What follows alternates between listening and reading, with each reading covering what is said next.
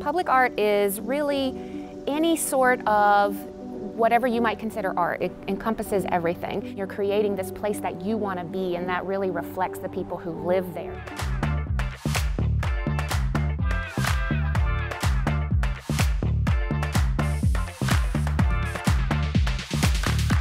Hello, my name is Teneisha Jones, and I am the Public Arts Coordinator for the City of Chamblee. This is our first episode of Artful Insights, where we talk about public art.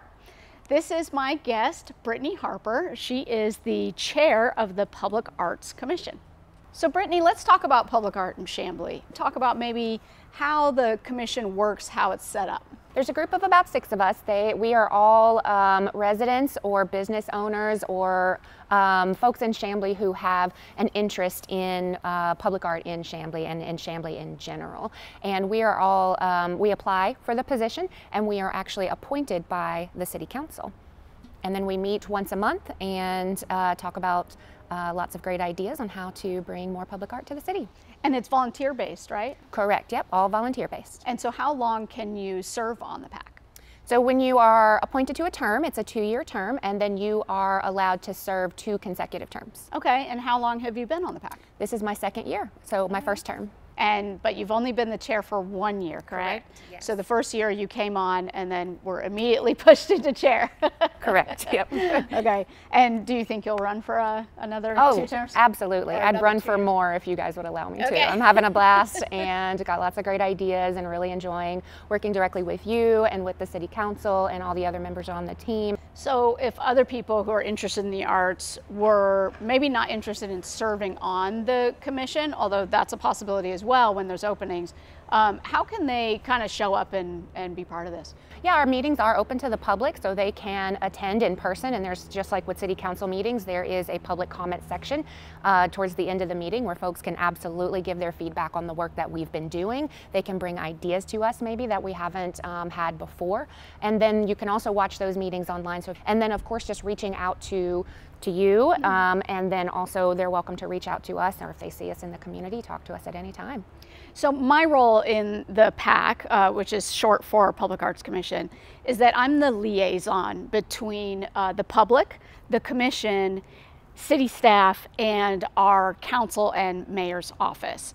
So I kind of work as a go-between between all those people to really move forward ideas and projects and make sure that things are getting done. So one question that I get a lot is how public art is funded. So let's talk a little bit about how that works. Here in Chamblee, public art is funded by a portion of the hotel motel tax. So whenever we have visitors come to town, they stay in any of the hotels across the city, there is a tax on their stay in the hotel. And then that goes to the city for a variety of uses, and one of those being public art. And here in Chamblee, about 10% of that hotel motel tax revenue that comes in is spent on public art. And that is dictated by the state. So Georgia says hotel motel fees must go towards tourism, to bringing people back to Georgia.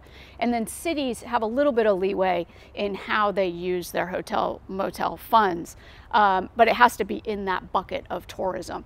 Public art falls within tourism because we're attracting people to our city. So if you're just a taxpayer in Chamblee, you're not necessarily paying into that fund. It's only if you're staying in a hotel would you have ever paid into that fund. So I think we understand why public art is important. But for people who may not be in the creative world, let's talk about why it's important, why cities, states, and countries should fund public art. And let's just kind of get into that a little bit. Absolutely, yeah. Public art is really any sort of whatever you might consider art. It encompasses everything.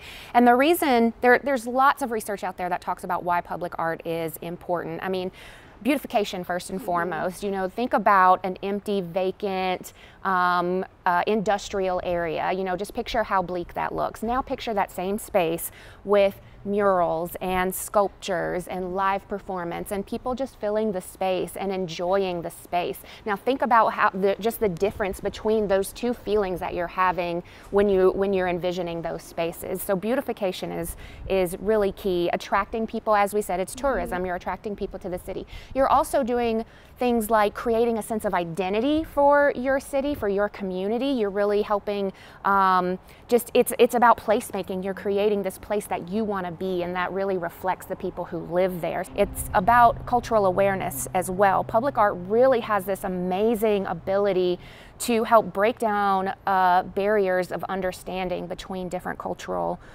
communities. Yeah, and there's a sense of, you mentioned place making, but there's also place keeping, right? We have these really vibrant communities that we want to keep and that we want to celebrate. And so there's ways that art can work through community engagement to make sure that those places are being upheld and uplifted in a way that they want it to, right? It's not us coming to them saying, this art should be in your community. It's them saying, this is our art. Yes. And this is how we celebrate that. Absolutely. And I mean, I could go on ad nauseum, you know, also things like mental health and public health. There is research out there that shows that art can help. Just experiencing art on your way to work, on your daily commute, or as you're walking through the park or whatever, that can really help ease a sense of stress and create, you know, a sense of peace when you're experiencing art in a public space. Mental health and the stress relief of seeing public art in public spaces, my first thought was the new Metaphysica sculpture that's right outside of the Chamblee MARTA station. You have this gorgeous pop of red, and it's really a contrast to your surroundings. It's such a fun sculpture. And I love seeing people's experience with it. I think we have 4 new sculptures across the city that I'm very proud to have been a part in bringing in, including Metaphysica that you just previously mentioned. Last year did a number of painted utility boxes, and those were also very fun. I think also some of the things that I'm excited for us that we're working on this year is bringing in a sculpture artist, William Massey, and working with him to do a community engagement component to his sculpture work. Thank you, Brittany, so much for being here today for our first episode. I think it's really important to let the community know what the Public Arts Commission does and how they can get involved. And if you want to follow along and be the first one to know about all events, please follow us on our Instagram and join us every 4th Thursday at 6 p.m. here at City Hall for the Public Arts Commission meeting. Thank you for watching, and we'll see you next time.